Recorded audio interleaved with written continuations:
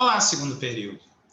Vamos dar sequência aí na matéria, ainda falando um pouquinho de responsabilidade civil, antes que a gente possa falar sobre a matéria nova, ainda falando de matéria para a segunda prova. Para a nossa segunda prova, vai cair responsabilidade civil, que vai compreender praticamente metade da prova. Vamos falar ainda sobre prescrição e decadência. E vamos falar sobre a última matéria que está no programa, que se chama provas. Mas provavelmente eu vou inverter e a matéria provas vai ser vista antes da matéria prescrição e decadência, que é uma matéria um pouco mais técnica, que é uma matéria um pouco mais enjoada, e a matéria provas é uma matéria muito boa da gente ver, é uma matéria que tem uma relação muito profunda com todo o direito que vocês vão ver na faculdade, direito civil, direito penal, direito ambiental, direito processual, envolve demais. Então, é uma matéria que a gente vai caprichar aqui nos estudos, não que prescrição e decadência não sejam importantes, são muito, também sempre cai, mas como é uma matéria um pouquinho mais técnica e os alunos costumam ter um pouquinho mais de dificuldade para assimilar, eu guardo ela para o final, para a gente concentrar bem a atenção e aparar as dúvidas antes da prova, mas sempre falando para vocês. O objetivo nosso, pelo menos meu, não é preparar vocês simplesmente para fazer uma prova, para tirar a nota que vocês precisam na média, não, de forma nenhuma. O objetivo é que vocês aprendam para a vida. Então, feita essa pequena introdução, vamos aqui compartilhar a tela com vocês para dar sequência na aula. Ainda falando de responsabilidade civil, vamos ver alguns outros artigos que também são importantes. Mas matéria bem avançada, matéria lá na frente, matéria que segue. O meu queridinho, o meu favorito, o artigo 927 do Código Civil. Aquele que por ato ilícito, artigo 186 e 187, causar dano a outrem, fica obrigado a repará-lo. A gente já falou desse artigo, já vimos os 4 elementos da responsabilidade civil subjetiva, fato, dano, nexo causal e culpa. Já vimos os 3 elementos da responsabilidade civil objetiva, fato, dano e nexo causal. Não preciso provar nem discutir a culpa. É o que a gente aprendeu aqui no parágrafo único do artigo 927. Haverá obrigação de reparar o dano, independentemente de culpa, nos casos especificados em lei, inclusive alguns artigos que eu vou trazer para vocês hoje fazem parte desses casos, ou quando a atividade normalmente desenvolvida pelo autor implicar por sua natureza riscos para os direitos de outro. E, em cima disso, a gente trabalhou na aula passada a teoria do risco da atividade, que rege o artigo 12 e o artigo 14 do Código de Defesa do Consumidor, e também a teoria do risco administrativo, que está lá no artigo 37, parágrafo 6º da Constituição, não obstante o artigo 43 do próprio Código Civil, que vocês viram comigo no primeiro período. Mas falando de matéria nova, ainda há que se complementar o finalzinho da última aula. Quando a gente falou do artigo 188 do Código Civil, a gente viu as excludentes do ato ilícito. As excludentes da responsabilidade civil vão além. Quais que seriam as excludentes da responsabilidade civil? A legítima defesa? Sim. O estado de necessidade? Sim. É o que está lá no artigo 188? Também. Teriam outras excludentes? Teriam. O caso fortuito e a força maior. O que seria o caso fortuito e a força maior? Prestem atenção. Para o direito civil e o direito penal, sempre teve muita divergência nesse sentido. Caso fortuito seria o evento imprevisível, inevitável, mas que viria com uma força da natureza, como uma chuva, como uma tempestade, não teve a participação humana nesse evento. E a força maior seria um evento imprevisível, um evento inevitável, porém com participação humana, como, por exemplo, um sequestro. Agora, há doutrinadores que conceituam justamente o inverso, que o caso fortuito seria o evento imprevisível, inevitável, porém com a participação humana, sequestro, assalto, e que a força maior seria o evento imprevisível, inevitável, decorrente do evento da natureza. E agora, Cícero, qual das duas que eu sigo? Na verdade, vocês têm que saber que existe essa divergência na doutrina, que uma parcela fala uma coisa, que outra parcela fala outra. nem no direito penal eles são harmônicos nesse sentido, mas, além de saber essa divergência, é importante que vocês saibam que, para o direito civil, hoje, pouco importa se é caso fortuito ou força maior. A gente chama os dois de um grande gênero chamado fortuito, simplesmente fortuito. O importante para o direito civil, para a matéria ato ilícito, para a matéria responsabilidade civil, é que o evento ele seja imprevisível. Não dava para imaginar que aquilo ia acontecer. Ah, mas tudo é previsível, até um meteoro cair pela Terra, alguém pode imaginar. Imaginar uma coisa. Ser previsível é uma previsibilidade objetiva, é visualizar que aquilo pode acontecer porque tem uma chance real, concreta de acontecer, e não simplesmente por uma imaginação ou por uma hipótese por demais remota. Isso não, assim não. Então, imprevisível, de olho na previsibilidade objetiva, e inevitável, até porque se eu não tinha como prever, dificilmente eu poderia evitar. Isso se aplica muito, por exemplo, na defesa do consumidor. Pense na seguinte situação. Se você está lanchando em uma lanchonete e entram pessoas armadas e elas te rendem, levam o seu dinheiro, isso é um fortuito. É um evento imprevisível e inevitável. Ah, mas qualquer assaltante pode entrar um dia numa lanchonete, mas não é habitual. Não é habitual isso acontecer, não é habitual acontecer isso à luz do dia. Pode até acontecer, mas se acontecer é um fortuito. É um evento previsivelmente, objetivamente, que você contava que não ia acontecer e que você não tem obrigação, dever legal de evitar aquilo. O dono da lanchonete não é obrigado a ter um segurança, ele não é obrigado a ter detector de metais, ele não é obrigado a ter porta giratória, diferente de um banco. Por quê? O assalto para a lanchonete é um fortuito, é um evento imprevisível, um evento inevitável, mas para o banco não é. Ou, para alguns bons doutrinadores, eles chamam isso de fortuito interno. O que seria o fortuito interno? O fortuito interno seria justamente o risco da atividade, que o parágrafo único do artigo 929 fala que vai responder independentemente de culpa. Em outras palavras, um assalto numa lanchonete é fortuito. A lanchonete não tem o dever de te indenizar. Agora, você dentro de um estabelecimento bancário, alguém consegue entrar armado, te rende e leva o teu dinheiro. Opa, peraí, primeiro tu, como é que ele entrou armado? Como é que ele passou pela porta giratória? Detector de metal, cadê o segurança do banco? São situações diferentes, são situações distintas. Então, voltando a falar com vocês, o que exclui o dever de indenizar? Legítima defesa. O estado de necessidade, que estão lá no artigo 188 do Código Civil também. O caso fortuito, que eu acabei de falar, o evento imprevisível, inevitável. A culpa exclusiva da vítima. Estou dirigindo meu carro, dentro do limite de velocidade, sou habilitado, meu carro está com a documentação em dia, e o camarada, em vez de passar pela passarela numa avenida, ele resolve pular a mureta e sair correndo na frente dos carros. E faz isso numa curva. Eu vinha a 100 km por hora. Estava rápido, mas a velocidade permitida é 110. Então, eu não cometi ilícito. Agora, a partir do momento que ele pula a mureta e atravessa na frente do carro, por mais que eu freie, se eu acertar ele a 60 km por hora e jogar ele longe, vai machucar, vai matar. E eu tive culpa? A culpa foi exclusiva da vítima. E é importante que a culpa seja exclusiva da vítima. Porque se eu estou a 140 numa rodovia que é 110, eu também estou errado. E aí o que acontece com a indenização? Se a culpa for exclusiva da vítima, eu não pago nada. Mas se a culpa for concorrente, a vítima teve culpa, mas eu também tive, isso não exclui a indenização.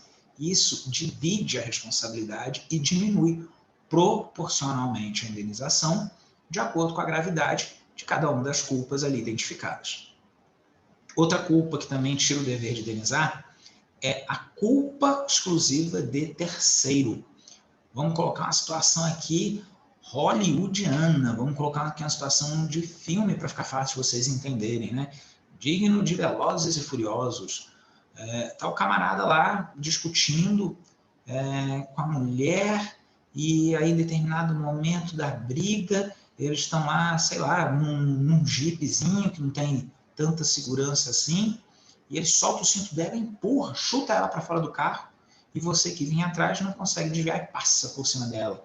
E para ficar uma cena horrorosa, uma cena de filme aqui, passa em cima da cabeça dela, a cabeça dela explode igual uma melancia. Coisa horrorosa. E aí, você atropelou, mas você teve culpa? Não. A culpa foi da mulher? Não. A culpa não foi da vítima, mas a culpa foi exclusiva de terceiro. Então, dado esse exemplo absurdo, mas fácil, grotescamente fácil de visualizar, até para combinar aí com o Dia das Bruxas que está chegando, nesse sentido, a culpa exclusiva de terceiro exclui a tua responsabilidade. Você atropelou porque o outro jogou ela para fora do carro.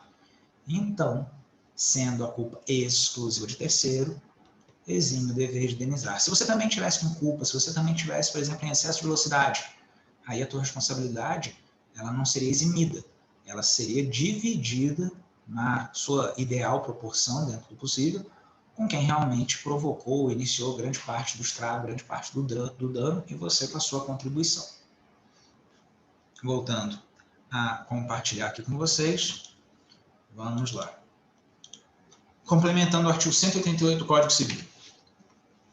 Deem uma lida no artigo 929 do Código Civil. Se a pessoa lesada ou o dono da coisa, no caso do inciso 2, não forem culpados do perigo, assistir-lhe-á indenização do prejuízo que sofreram. Isso daqui é uma das coisas mais injustas que eu estudei e ensino sobre o Código Civil. Eu não concordo com isso aqui de jeito nenhum. Porém, dura lex, sed lex, dura lei, porém a lei. Imagine a situação de estado de necessidade. O exemplo que eu falei com vocês na semana passada. A sala de aula está pegando fogo, tem alguém lá dentro trancado, a porta está fechada, e você, para salvar essa pessoa, você vai lá e arromba a porta. O que o artigo 929 está falando para vocês é o seguinte: se acontecer isso no aprendiz, a Cristiane, o aprendiz, na verdade, pessoa jurídica com personalidade que ele tem, vai poder entrar pedindo a indenização da porta em cima de você, que quebrou, mas e aí? E aí vem em seu socorro o artigo 930 do Código Civil. No caso do inciso 2 do artigo 188, se o perigo ocorrer por culpa de terceiro, contra este terá o autor do dano, ou seja, você que quebrou a porta, tá? Ação regressiva. Você vai pagar o aprendiz, você vai indenizar o aprendiz e depois você cobra do causador do dano, se é que você vai descobrir quem foi, a importância que estiver ressarcido. Se o próprio aprendiz for o responsável pela sala estar trancada, pelo fogo, aí você volta lá no 129, porque ele fala, se não forem culpados do perigo. Mas esse é um dos grandes absurdos que eu entendo, porque você viola um direito, você causa um dano, e você vai ter que indenizar esse dano, mesmo você tendo salvado um direito maior. Então, sempre me doeu esse artigo 129, mas eu quero que, inclusive, vocês pesquisem. Doutrina, eu quero que vocês pesquisem. Código Civil comparado, anotado, comentado, interpretado, e decifrem esse artigo 129, vejam se eu estou falando algum absurdo, ou se de fato é isso que a legislação nos impõe.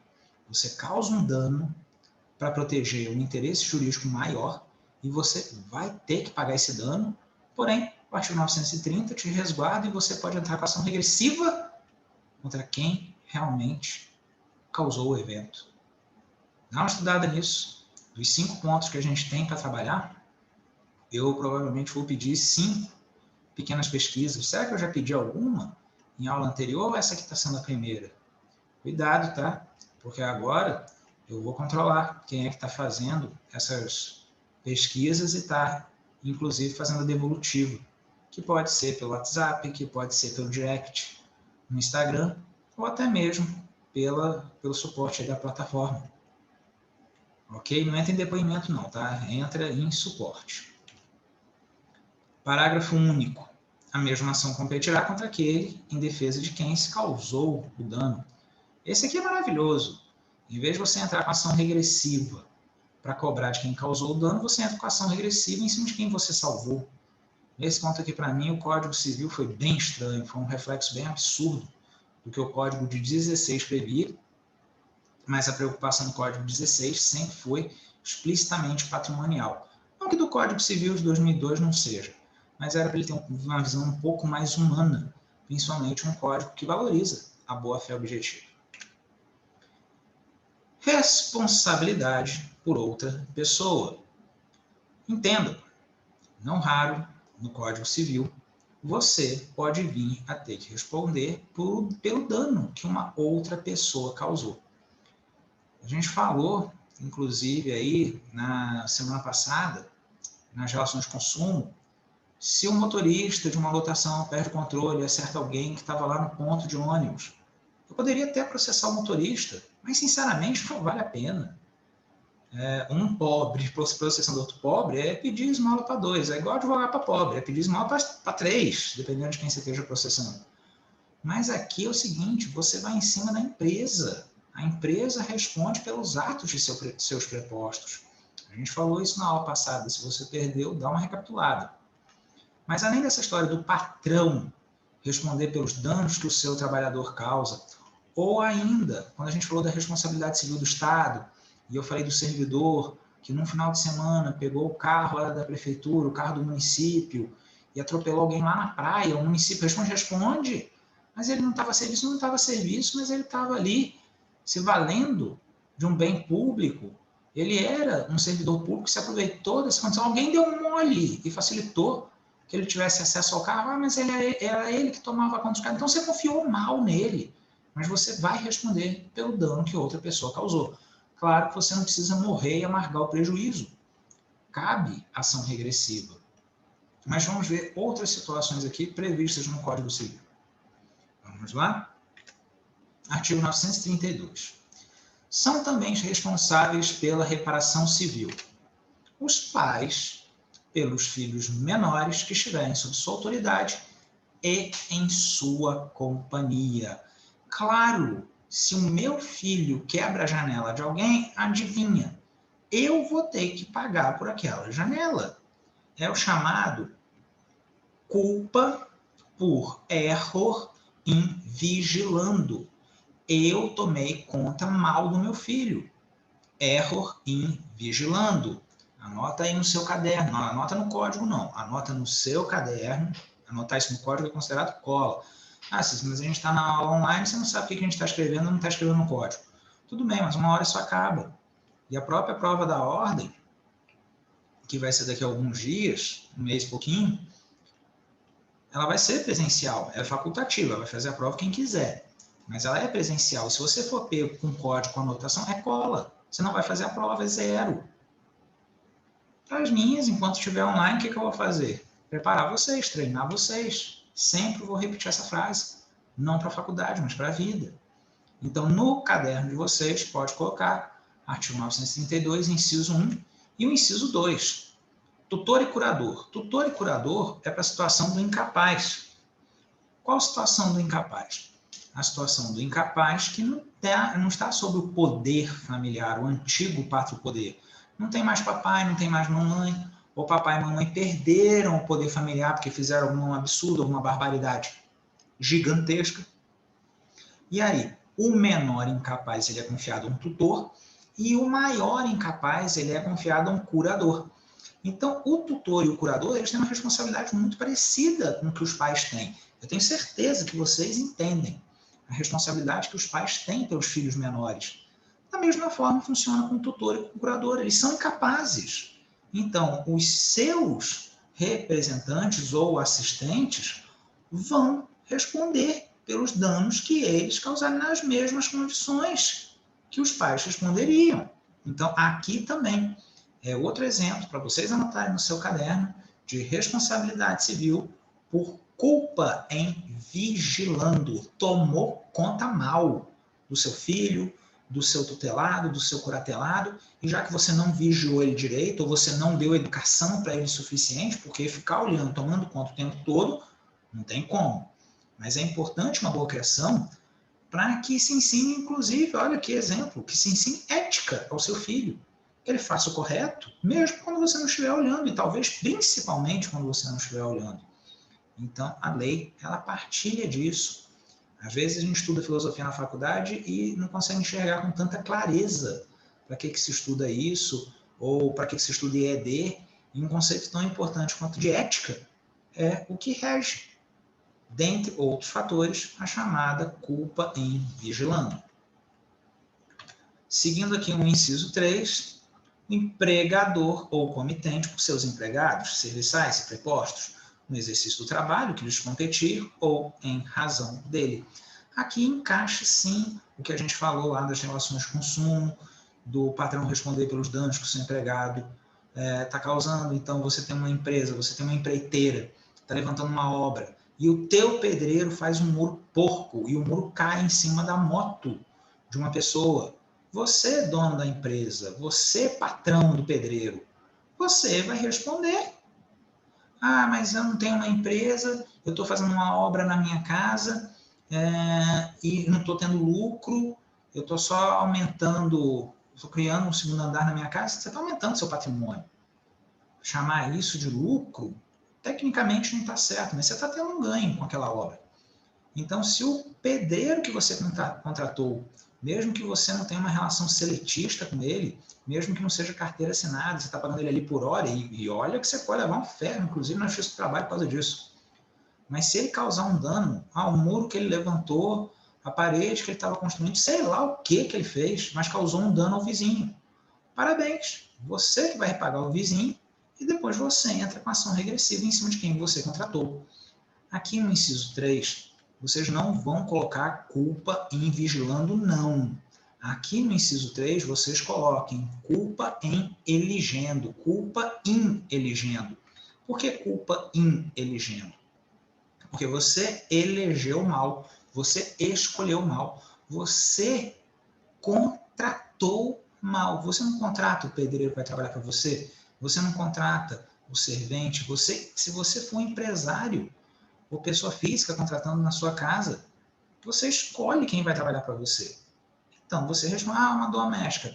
Eu contratei uma doméstica e ela causou um dano ao vizinho. Sei lá que tipo de dano que ela causou ao vizinho. Tem umas domésticas aí que são igual Homem-Aranha, né? Você pede para limpar a janela, quando você vê a mulher está do lado de fora. E para limpar melhor, ainda sobe em cima do ar-condicionado do vizinho. Olha que louca, né? Mas fica fácil visualizar. E ela derruba o ar-condicionado do vizinho lá na rua, fica pendurado, graças a Deus ela não morre. Mas adivinha quem é que vai pagar o ar-condicionado do vizinho? Você. E depois você entra com ação regressiva em cima dela, e ela vai falar o quê? Eu não recebi EPI para trabalhar, para limpar a janela. Cuidado. Cuidado com o que você vai pedir, porque às vezes você está na falha de um dever jurídico seu. Então, e também cuidado para não contratar gente doida. Você escolheu mal. Culpa in eligendo. Inciso 4, esse também é legal. Os donos de hotéis, hospedarias, casas ou estabelecimentos onde se albergue por dinheiro, ou seja, pousada, entra, hotel, entra, hostel, entra, mesmo para fins de educação, escola, entra, escola particular, entra, e como entra. Então, o estabelecimento que lucra recebendo alguém, hospedando alguém, educando alguém, responde pelos seus hóspedes, moradores e educandos. Com os hóspedes, erro em elegendo, você escolheu mal. Com os educandos, erro em vigilando, você tomou conta mal. Imagina lá numa escola particular, por exemplo, e uma criança briga com a outra no recreio e ninguém separa a briga. Você vai responder, pode ser aqui no inciso 3, porque ninguém separou a briga, não teve nenhum empregado teu para separar a briga. Você vai responder pelo inciso 4. Você não zelou pela integridade dos seus educandos. Isso aqui a justiça gosta muito de repetir essa frase. Tudo que acontece numa escola é responsabilidade da escola. Se for particular, então, aí que o bicho pega. Uma criança vai dar uma dentada na outra. Sinceramente, professora, bota a mão na frente e leva a dentada no lugar da criança. Porque, do contrário, a escola vai responder, depois ela vai querer vir para cima de você e falar que você não olhou direito as crianças, e a gente sabe que os capirotinhos aprontam mesmo. É 3 segundos de bobeira e o estrago está feito. Queridinhos, do inciso 1 ao inciso 4, eu estou diante da responsabilidade civil objetiva. Ela se encaixa lá no parágrafo único do 927. Porém, o inciso 5 não. No artigo 933, ele fala da responsabilidade civil objetiva, na hipótese do inciso 1 a 4 do artigo 932. E fala de ação regressiva no artigo 934. Os pais, os tutores e os curadores não têm como entrar com ação regressiva. Os empregadores têm, os donos de hotel têm, e eu diria que até a escola também tem, em casos bem pontuais. E o inciso 5, os que gratuitamente houveram participado nos produtos do crime, até a concorrente quantia. Se você cometeu um crime e você obteve um lucro por causa daquele crime, você tem que devolver a parte que você foi favorecido, não o todo. Ok? Então, encerro aqui o primeiro bloco e daqui a pouquinho a gente volta com mais dessa aula aí de